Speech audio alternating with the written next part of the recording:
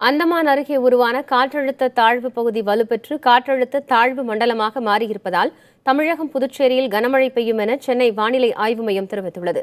செய்தியாளர்களிடம் பேசிய சென்னை வானிலை ஆய்வு மைய இயக்குநர் பாலச்சந்திரன், விசாகப்பட்டினத்திற்கு தென்கிழக்கே 570 கிலோமீட்டர் தொலைவில் காற்றழுத்த தாழ்வு மண்டலம் மையம் கொண்டிருப்பதாக தெரிவித்தார்.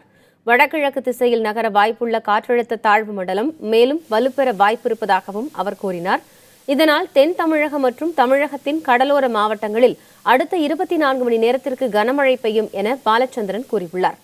சென்னையில் மிதமான மழைப்பொழிவு இருக்கும் எனவும் அவர் தெரிவித்தார்.